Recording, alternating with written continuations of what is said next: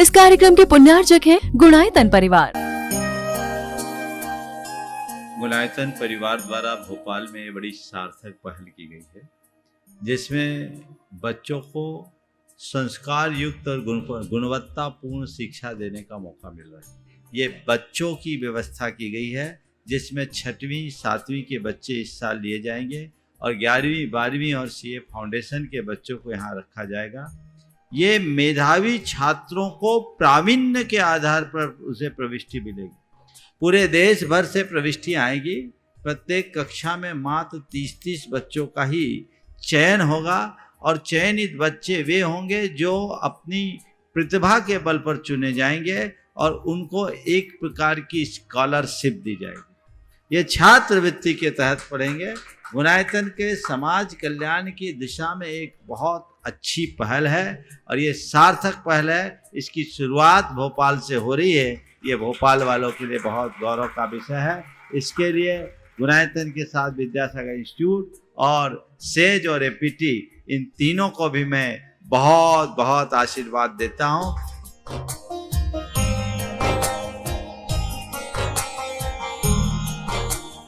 एक आदर्श और व्यवस्थित दिनचर्या का लक्ष्य प्राप्ति में बहुत बड़ा योगदान होता है।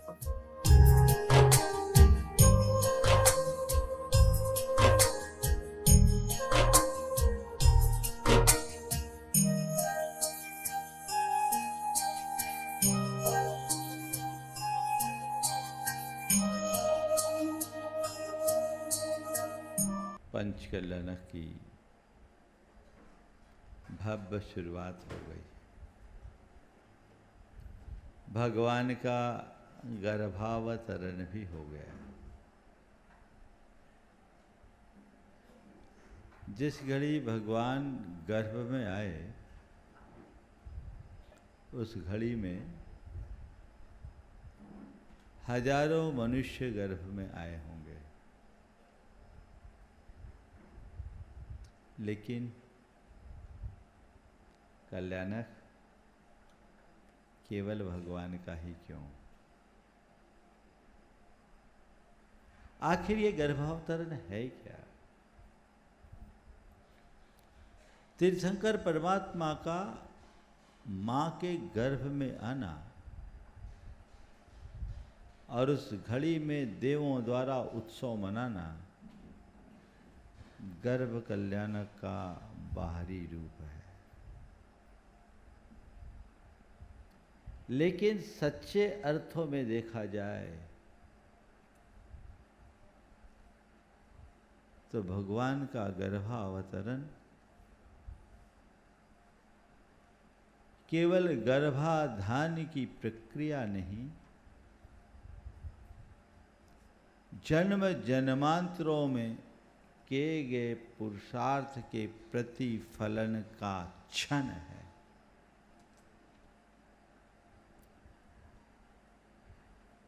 गर्भ में केवल शरीर का निर्माण होता है,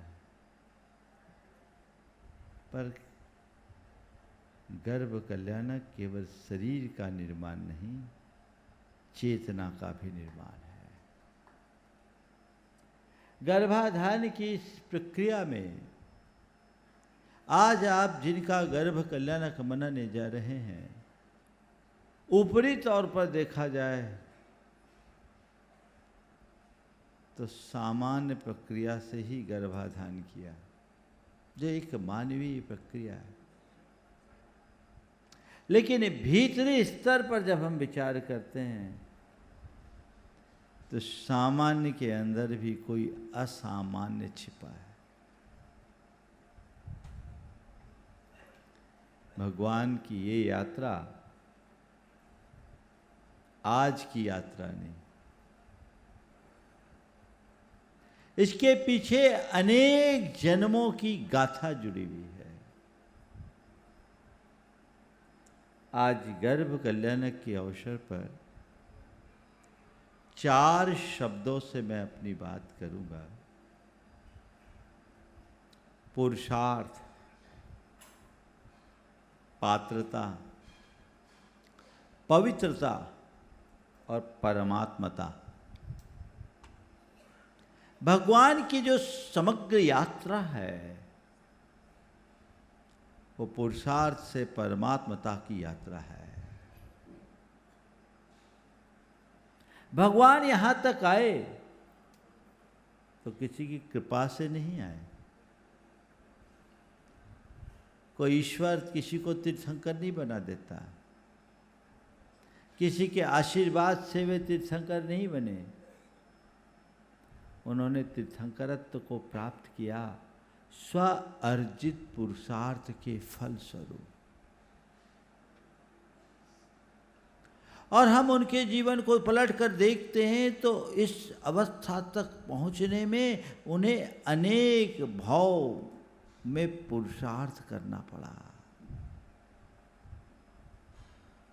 एक बात सदैव ध्यान रखना, हमारा भाग्य बना बनाया नहीं होता, भाग्य जगाया जाता है खुद के पुरुषार्थ से। तीर्थंकर प्रभु ने यहां तक की जो ऊंचाई छुई, कितना पुरुषार्थ किया। 10 भाव की कथा तो हम लोगों को मिलती है। अगर हम भगवान महावीर के जीवन चरित्र को पलट करके देखते हैं तो उनकी शुरुआत तो पुरुरवा भील से दिखती है।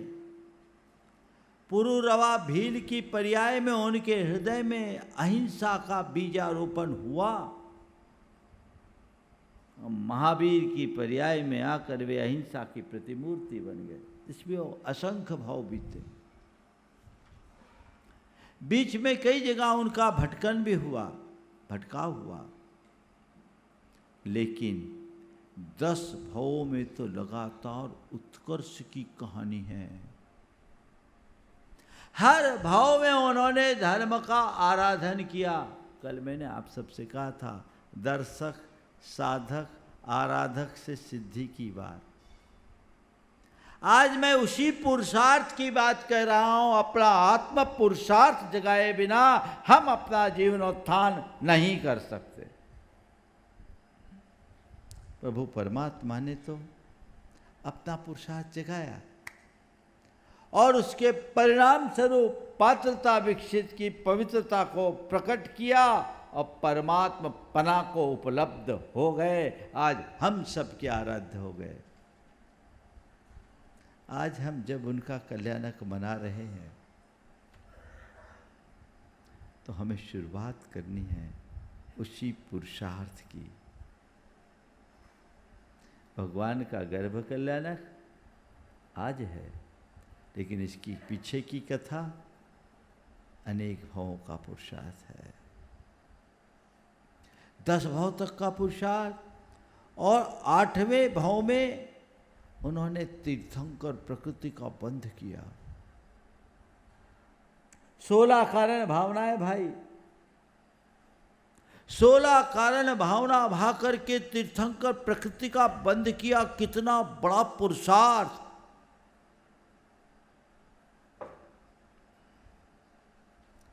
यानी जिन्होंने लोक हित को ही अपना जीवन बना लिया, अहिंसा जिनका प्राण बन गया, करुणा जिनका व्यवहार हो गया और समता जिनका स्वभाव बन गया, आज उनका गर्भ कल्याणक हम मना पा रहे हैं। हम लोग सोचते तो हैं जल्दी से हम पर किसी की कृपा हो जाए और सब कुछ मिल जाए। संत कहते हैं कृपा से कुछ नहीं मिलने वाला। तुम्हें जो भी हासिल करना अपने पुरुषार्थ पर करना, पुरुषार्थ से कर पाओगे, अपने बदौलत कर पाओगे। दूसरे तुम्हें प्रेरणा देंगे, दूसरे तुम्हें दिशा देंगे, दूसरों से तुम दृष्टि पाओगे, लेकिन पुरुषार्थ तो तुम्हारा अपना ही चाहिए। उसके लिए अंतरंग से ऐसे भाव जगाइए, उत्साह प्रकट कीजिए जो जीवन के पथ को प्रशस्त कर सके। आज गर्भ कल्याणक है,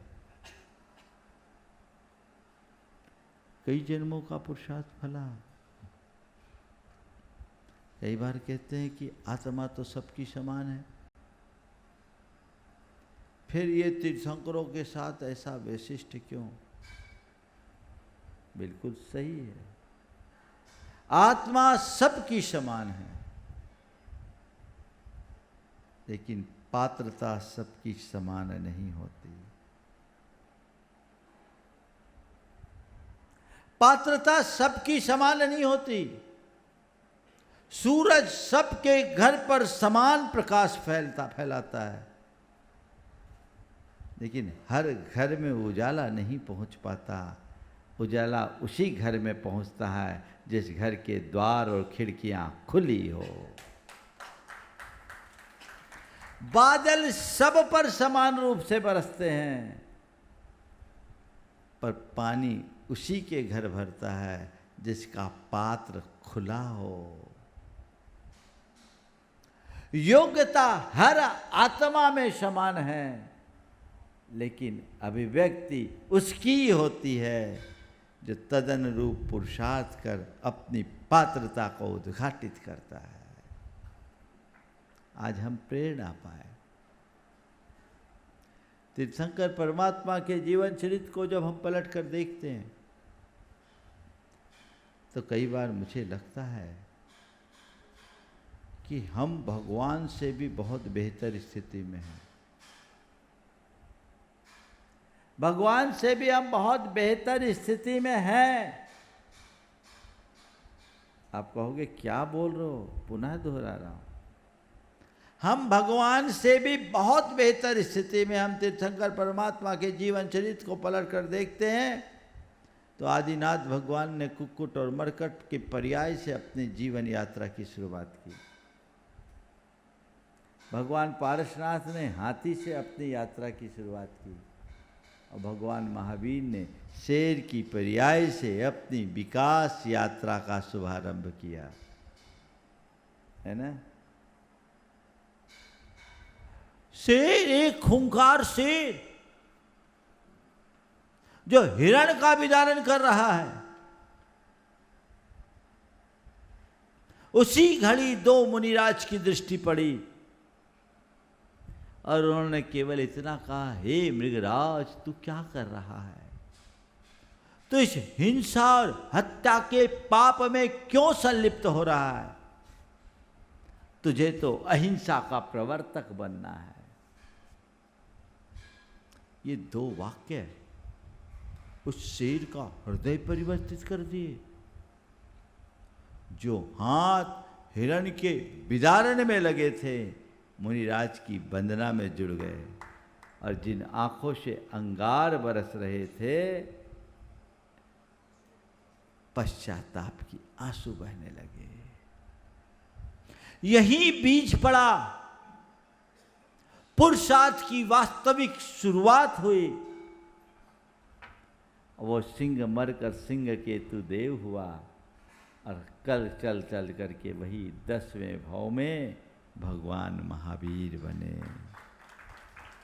बोलो, शेर से तो अच्छे हो, उसको तो कोई अकल नहीं थी, न देव का पता, न गुरु का पता, न शास्त्र का पता, न आत्मा का पता, न अनात्मा का पता, न धर्म का पता, न अधर्म का पता, न हिंसा का पता, न अहिंसा का पता, न कर्तव्य का पता, न अकर्तव्य का पता, न अच्छे का पता, न बुरे का पता। वो पशु था, जानवर था, लेकिन पशु से परमेश्वर की यात्रा तक पहुंच गया। पहुंचा, हाथी से पार्षद भगवान बन गए। इसलिए मैं कह रहा हूं हम उनसे बहुत बेहतर हैं, है ना? बोलो, बेहतर है। पर बताओ, हम इतने बेहतर होकर के भी अपने आप को बेहतर करने के लिए कुछ कर पा रहे हैं? एक मंदिर में मैंने एक दोहा पढ़ा था, सुलझे पशु उपदेश सुन, सुलझे पशु उपदेश सुन, सुलझे क्यों न पुमान। सुलझे पशु उपदेश सुन, सुलझे क्यों न अपमान और नाहर ते भय वीर जिन गज पारस भगवान। एक बहुत बड़ा सवाल खड़ा किया कि शेर से महावीर बन गए, हाथी से पारसनाथ बन गए, ये दोनों पशु की पर्याय में उपदेश सुने और अपने आप को रूपांतरित कर लिए। मनुष्य क्यों नहीं समझता, वो क्यों नहीं सुधरता? बोलो, कितने अच्छे हैं हम, है ना? आप लोगों को बोल दूं आप लोग बहुत अच्छे हो तो अच्छा लगेगा ना? बोलो बोलो थोड़ा जोर से, आप लोग बहुत अच्छे हो। पर मैं आपसे इतना ही कहता हूं, अच्छे हो, अच्छे बने रहो, अच्छे की यात्रा में आगे बढ़ो, अच्छाई की अभिव्यक्ति का रास्ता अंगीकार करो। इसी का नाम पुरुषार्थ है। जब शेर को संबोधा गया कि तुझे अहिंसा का प्रवर्तक बनना है, तू आत्मा है, ये जड़ शरीर नहीं, जाग, इस हिंसा और पाप के कर्म से ऊपर उठ। आत्मा जाग गई, धारा बदल गई। हाथी की आत्मा जागी, धारा बदल गई। जिस दिन तुम्हारी आत्मा जागेगी, तुम्हारी धारा भी परिवर्तित हो जाएगी। धारा बदलना है, सही पुरुषार्थ से करिए। अक्सर देखने में ये आता है कि प्रायः लोग एक प्रकार की आत्ममुग्धता में जीते हैं। आत्ममुग्धता क्या है? परंपरागत संस्कार से जो हम धार्मिक बने हैं, उस धार्मिकता से प्रेरित होकर हम कुछ पूजा पाठ, उपासना, आराधना कर लेते हैं, व्रत उपवास कर लेते हैं, दान पुण्य कर लेते हैं, शक्ति के अनुसार कुछ त्याग तप भी कर लेते हैं और अपने आप को कृतार्थ महसूस करते हैं कि हमने तो बहुत कुछ कर लिया, है ना? अधिकतर लोगों के साथ यही कहानी। ऐसा करने वाले लोग बहुत अच्छे हैं, लेकिन ऐसा करने मात्र से हम अच्छे बने, ये कोई पक्का नहीं है। ऐसा हम कर रहे, किसके लिए कर रहे? सबसे अहम सवाल ये है। जब तक केंद्र में अपनी आत्मा को नहीं बैठाओगे, तब तक सच्चे अर्थों में जीवन धारा परिवर्तित नहीं होता है। आत्मा को पहचानो, आत्मशुद्धि को लक्ष्य रख करके पुरुषार्थ करो। जिस दिन ऐसा पुरुषार्थ प्रकट हो जाएगा, आज नहीं कल हम तीर्थंकरों की श्रेणी में अपना स्थान पा सकेंगे, पा सकेंगे। अपनी पुरुषार्थ को सही दिशा दीजिए, लक्ष्य बनाइए। ये नरभाव मुझे मिला है, यूं ही गंवाने के लिए नहीं मिला। ये नरभाव नर से नारायण बनने के लिए मिला है, निरंजन बनने के लिए बना है। रास्ता दोनों है, नर से नारायण भी बना जा सकता है, तो नर से नारकी बनने वाले लोग भी हैं। मुझे देखना है कि मेरी दिशा क्या है, आखिर मैं कर क्या रहा हूं, किस दिशा में जा रहा हूं। संत कहते हैं, जानो पहचानो, अपनी दिशा को परिवर्तित करने का उद्यम करो, जिससे अपना पथ प्रशस्त किया जा सके। पुरुषार्थ, तीर्थंकर भगवान ने पुरुषार्थ किया और इस तीर्थंकरत्व की पर्याय में वो पुरुषार्थ फल रहा। हम लोग कहते हैं पुण्य फला अर्हंता। हमेशा ध्यान रखना, पुण्य फला अर्हंता का मतलब क्या है? पुण्य किसी की कृपा से प्रकट नहीं होता, पुण्य भी पुरुषार्थ के फल स्वरूप जन्म लेता है। ये जो पुण्य दिखा है, ये किसी ने बरसाया नहीं, ये अर्जित पुण्य है।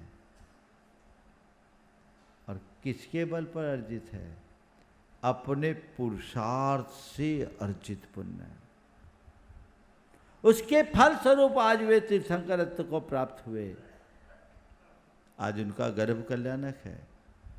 गर्भ कल्याणक पर मुझे जो बात करनी है आज मध्याह्न में करूंगा, लेकिन ये पुरुषार्थ उनका फला। हम अपने भीतर पुरुषार्थ जगाएंगे तो अपना जीवन आगे बढ़ा पाएंगे। तीर्थंकर परमात्मा के पुरुषार्थ ने उनकी पात्रता को परिष्कृत कर दिया। एक सामान्य व्यक्ति में और तीर्थंकर परमात्मा में बड़ा अंतर। देखो, भगवान का गर्भावतरण हुआ, उसके 6 महीने पहले से ही रत्नों की वर्षा होने लगी। भगवान गर्भ में आए, मां को 16 सपने दिख गए। आज की माताएं गर्भ धारण कर लूं इसका सपना देखती, वही पूरा नहीं हो पाता। डॉक्टरों के आगे लाइन लगती है। एक रिपोर्ट मेरे पास आई कि आजकल IVF का चलन बहुत तेजी से बढ़ गया है, क्योंकि आज के युवक युवतियों में, रिपोर्ट जो मैंने पढ़ा उसमें लिखा कि 25 से 40 साल की उम्र समूह के युवक युवतियों में 80% युवक युवतियों की प्रजनन शक्ति नष्ट हो गई है। 80%। ये रिपोर्ट मेरे पढ़ने में आई।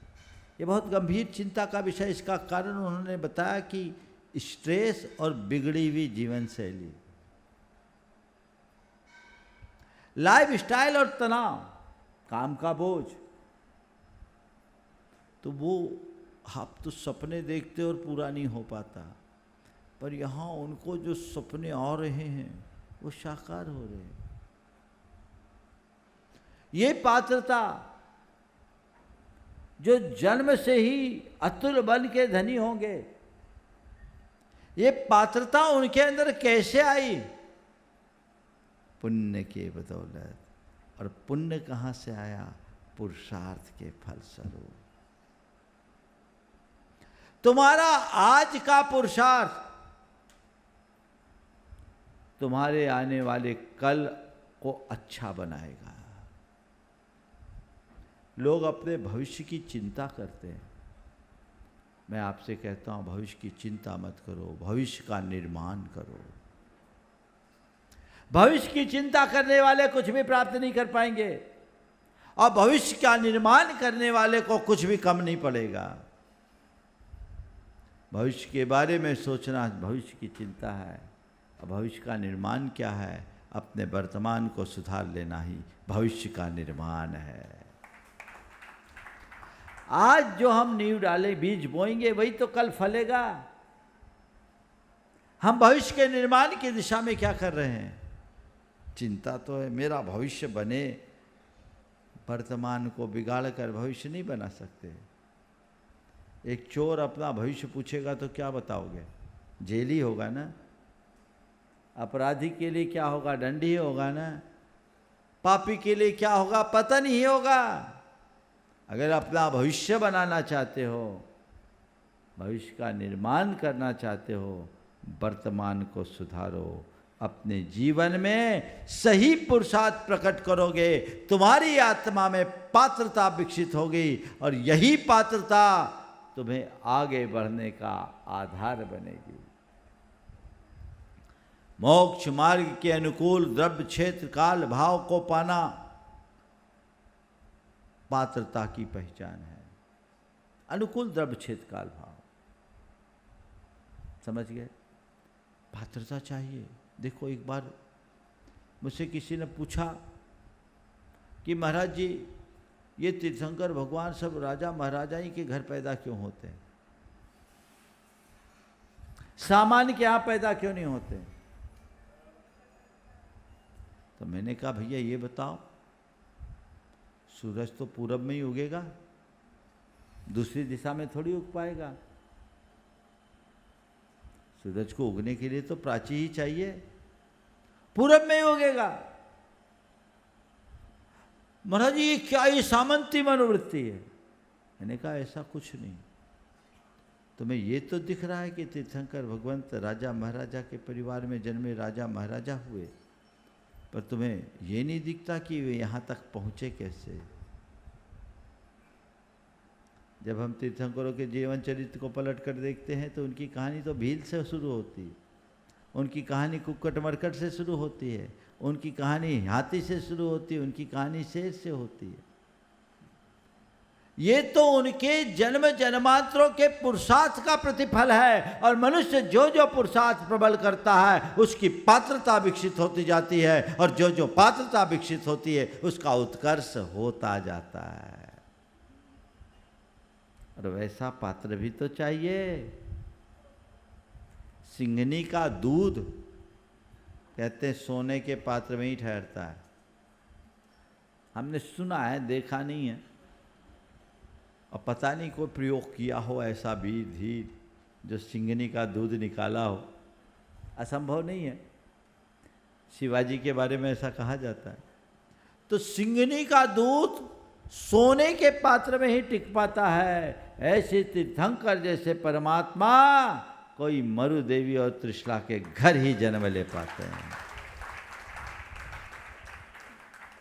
ध्यान रखना, महान को महान ही जन्म दे पाता है। और भगवान के प्रताप से, भगवान तो महान थे, जिनके यहाँ उनने जन्म लिया, जिनकी कोख में वे आए, वे भी महान बन गए, वो भी महान बन गए, क्योंकि उनके लिए भी वैसे पात्र की जरूरत थी। अनुकूल वातावरण जब तक नहीं मिलता तब तक जीवन आगे नहीं बढ़ पाता। बात मैं केवल इतनी कर रहा हूं, पुरुषार्थ जगाइए, पात्रता बढ़ाइए।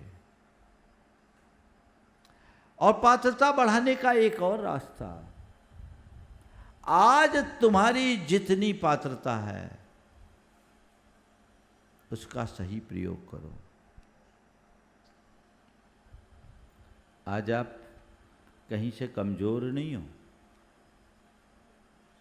भले पंचम काल में जन्म लिए हैं, भले भरत क्षेत्र में जन्म लिए हैं, लेकिन फिर भी इस अर्थ में बहुत भाग्यशाली हैं, क्योंकि आज भी तुम्हारे अंदर मोक्ष मार्ग के अनुकूल सामग्री सुलभ है कि नहीं है? बोलो।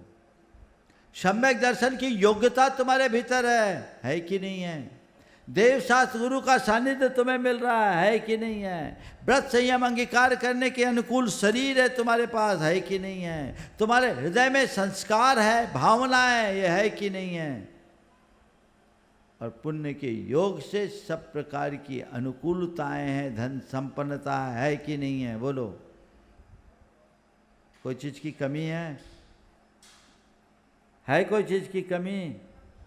बस एक ही कमी है, एक ही कमी है। वो क्या कमी है? इनका सही उपयोग करने की। योग मिलता है, प्रयोग करना सीखो। जो चीजें तुम्हें आज सुलभ हुई है उनका सही प्रयोग करिए, इससे पात्रता विकसित होती है। ये जो भी मिला है ये यूं ही नहीं मिला, इसमें भी हमने अपने आप को खूब खपाया है, तपाया है, पुण्य के परिणाम स्वरूप मिला है। तो इसका सही उपयोग कर ले तो आगे हमारी पात्रता बढ़ेगी, और दुरुपयोग करेंगे हमारा पतन होगा। हमने सुना है 12 चक्रवर्तियों में 10 चक्रवर्ती ने तो अपना उद्धार कर लिया, क्योंकि जो उनके पुरुषार्थ से पुण्य से मिला उनने उसका सदुपयोग किया, पात्रता को विकसित की, पवित्रता का मार्ग अपनाया, परमात्मता को प्राप्त कर लिए। लेकिन दो चक्रवर्ती, नाम पता है ना आपको, ब्रह्मदत्त और शुभम और ब्रह्मदत्त, ये दो चक्रवर्ती, इनने क्या किया? अपने चक्रवर्ती पने के अहंकार में मग्न होकर, सत्ता शक्ति और साम्राज्य के नशे में फूलकर, अभिमान और आसक्ति में डूबकर पतन कर लिए। पात्रता मिली लेकिन उसका सही उपयोग नहीं कर पाए, पवित्रता की ओर नहीं बढ़ पाए, नीचे गिर गए। आप सोचो कि कल मेरे पास जब सब फैसिलिटी मिल जाएगी तब मैं कुछ करूंगा, न भूतो न भविष्यति। जो आज कर पाएगा वही कल कर सकेगा, आज नहीं तो कल भी नहीं। आज से अपनी शुरुआत कीजिए। विचार कीजिए इस पंचकल्याणक में। सबसे पहले अपने भाग्य की सराहना कर लीजिए कि इस धरती के बिरले भाग्यशाली लोगों में आप शामिल हो, जिन्हें सम्मेद शिखर जी में पंचकल्याणक में सम्मिलित होने का अवसर मिला। उसमें भी भाग्यशाली वे लोग जिन्हें और पात्र बनने का सौभाग्य मिला। पात्र बनने में भी सौधर्मिंद बनने का सौभाग्य मिला है। हर्ष, अपना हर्ष जगा भीतर का। ये दुर्लभ संयोग बहुत मुश्किल से मिलता है, इसका सही प्रयोग करो। ठीक है, बढ़िया फोटो खिंच गई, समाज में नाम हो गया, चर्चा का विषय बन गया। अब पंचकल्याणक 5 दिन का प्रोग्राम हमने अटेंड कर लिया और उसके बाद जहां के तहां कुछ भी नहीं मिलेगा। ऐसा तो हमने अनेक जन्मों में अनेक बार किया है। ऐसा मत करो। पात्र बने हो, पात्रता को जगाओ और पात्रता को जगाकर अपनी पात्रता और बढ़ाओ। प्रभु, मैं इस अर्थ में भाग्यशाली हूं कि मुझे ऐसे कुल में जन्म लेने का सौभाग्य मिला जहाँ जन्म से अहिंसा के संस्कार मिले, करुणा के संस्कार मिले, दया के संस्कार मिले, धर्म के संस्कार मिले। मुझे ऐसे माँ बाप मिले जिन्होंने मुझे धर्म से जोड़ दिया। मुझे ऐसा शरीर मिला जो पूरी तरह स्वस्थ है। मेरी ऐसी बुद्धि है जो आज सब काम करने में पटु और समर्थ है। मेरे ऐसे श्रद्धा है कि मैं धर्म से जुड़ा हूँ और मेरा ऐसा संस्कार है कि आज भी मेरे आचरण में पवित्रता है। लेकिन कुछ कमियां रह गई, कमियां रह गई। सम्यक दर्शन प्राप्त करने की योग्यता आज मुझ में है। रत्नत्रय धारण करने की योग्यता मुझ में आज है। मैं इसे धार नहीं पा रहा हूँ। कम से कम जितनी योग्यता मेरे अंदर है उतना तो मैं उद्घाटित करूँ। मोक्ष मार्ग में अपना कदम तो रखूं और ऐसा कदम रखकर अपनी पात्रता को इस तरह से विकसित करूं कि जो कमी इस भाव में शेष रह गई अगले भाव में वो न रहे। अगले भाव में उत्तम सहनन प्राप्त करके मैं चतुर्गति से मुक्त हो सकूं और आप जैसा शुद्ध बुद्ध निरंजन परमात्मा बन सकूं। ये भावना जगा। बोलो, मुक्ति चाहिए कि नहीं? ईमानदारी से बोलना। थोड़ा इतने धीमे धीमे क्यों बोल रहे हैं? हाँ, चाहिए ना? चाहिए? अभी नहीं चाहिए महाराज। अभी तुम्हारी दूसरी प्लानिंग सब तैयार है। अभी आपके मुक्ति के चक्कर में चले जाएंगे तो उनका क्या होगा? बस जब तक तुम्हारे दिमाग में है कि उनका क्या होगा, तब तक मुक्ति का मार्ग प्रशस्त नहीं होगा। गांठ बांधिए, पात्रता विकसित कीजिए, जो मिला है उसका सही उपयोग कीजिए। यही आपकी पात्रता को और ऊंचा उठाएगी। इससे आपकी आत्मा की प्रगति होगी। तब भीतर पवित्रता का संचार होगा, और जो भीतर से पवित्र बनता है वही परमात्मा पने को प्राप्त कर पाता है। हम परमात्मा को अरहंत बोलते हैं। अरहंत का एक अर्थ क्या है? अर्ह यानी जो पूजा और पवित्रता के योग्य है। जिसने पूज्यता और पवित्रता को प्राप्त कर लिया, जीवन का परम पवित्र रूप अरहंत अवस्था है। जो धीरे धीरे अपनी आत्मा को साध कर हम अपने भीतर उद्घाटित कर सकते हैं। वो पवित्रता जगाइए। जो जो हमारी पवित्रता विकसित होगी, हम अपने भीतर के परमात्मा पने को निकट पहुंचते जाएंगे। पवित्रता से ही जीवन में पूज्यता आती है, और मलिनता तो हमारे जीवन को कलंकित कर देती है। मलिनता से मुख मोड़िए, पवित्रता का अनुष्ठान कीजिए। तय कीजिए इस पंच कल्याणक में हम ज़्यादा कुछ नहीं तो इतना संकल्प लेंगे कि मैं अपने आचार में, मैं अपने विचार में, मैं अपने व्यवहार में पवित्रता को बना करके रखूँगा। कोई खोटा आचरण नहीं, कोई खोटा विचार नहीं, कोई खोटा व्यवहार नहीं। मेरा आचार, मेरा विचार, मेरा व्यवहार पवित्र रहे। ये लक्ष्य तो रखना होगा ना। अगर इनमें अपवित्रता होगी तो हम अपने जीवन का कभी कल्याण नहीं कर पाएंगे। तो ये चीज़ें अपने अंतरंग में विकसित हो। आज के गर्भ कल्याण का यही संदेश है। बहुत सारी बातें मैंने सोच रखा है आप सबको गर्भ कल्याणक में एक दिशा और दृष्टि देने के ख्याल से, जिस पर मध्याह्न में फुल डोज आप लोगों को मिलेगा। आप उसका लाभ लीजिएगा। किस तरीके से हम अपने जीवन का कल्याण कर सकते हैं। शास्त्रों में पंच कल्याणक आदि महामहोत्सवों को सम्यक दर्शन का कारण भी निरूपित किया है।